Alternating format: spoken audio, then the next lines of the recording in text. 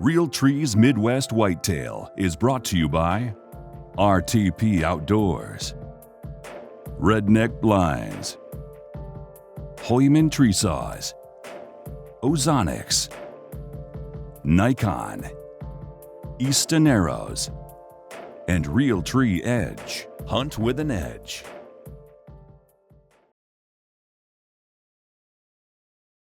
Good shot.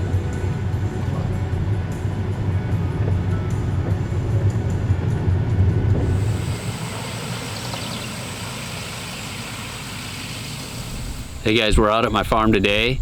A few projects we're looking at. I took some hay ground and drilled this into beans, and we're kind of inspecting this. It looks really good, which is pretty rare for coming out of sod into beans. We're looking for some unique things on this farm. We're going to try and find some big bucks. Why I like this farm is there's a lot of fingers that go through it.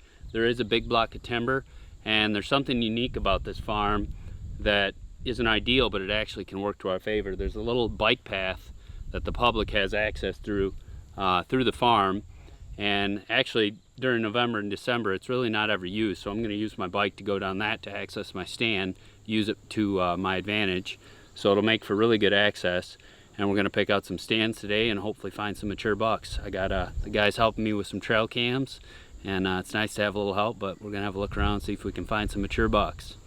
So this is a pretty simple way to improve this ground. I found an open pocket in the timber, and it's doing nothing. There's a potential for it to get wet, so I may lose whatever I plant. That's a risk I'm willing to take, but I'll do the poor man's plot in here.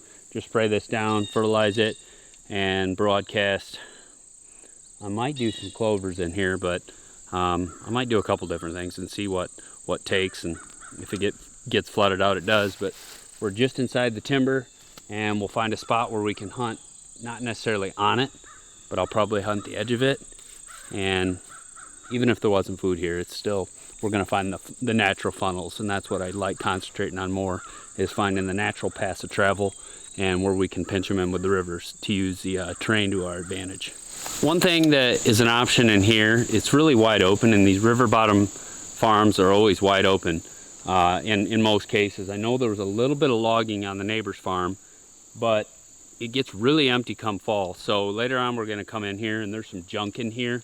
Not everybody has the luxury of being able to do this, but there's some really poor quality trees that I'm just going to tip over in here. And I look at this kind of like, it's kind of like a pond with no structure in it. Sure, you'll catch fish, but there's no rhyme or reason, and some of these river bottoms can be the same way. So if I just tip over a few junk trees in here really carefully, I know the deer will start bedding in there, and I know those bucks will actually come during the rut. So I'm not going to do anything real aggressive, especially this time of year, but dumping a few junk trees in here very carefully will definitely create some bedding come October and November that I know those bucks will be searching in. So that's another thing we'll do out here.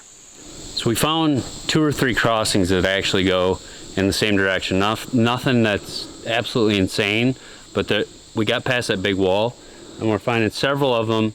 And I'm not going to hunt on this crossing, but I'm going to follow it a little bit closer to the field edge and find kind of where these 3 are leading, and then I'm going to find a trail that's parallel to the timber. They kind of where these 3 trails all meet up, but you can see finally we've got a few areas where they're definitely crossing, and there's a little ditch that feeds into this river that they're walking up to get to the field too. So we're gonna wrap today up. We put some cameras out to try and locate some bucks. We pretty much scouted all the new area I hadn't spent a lot of time in last year to try and pick out some tree stand sites. It's definitely overwhelming, so I don't want to just hang them in mediocre spots. We're gonna come back and digest it some more. Some takeaways though is, any situation with any farm, try and take advantage of anything you can for access, finding little pockets for little food plots, working with some of the ag ground, overseeding it. We found some gaps in the fence that were naturally just, there was a tree over them, and there were some natural trails coming through there. One big takeaway from this farm is, to me, river bottom ground equals big bucks. This is really fertile ground. The beans are doing fine. They're grazed to heck out here. I put a lot of fertilizer down growing these crops, so I think this river bottom ground is really going to produce well for some healthy racks and healthy deer.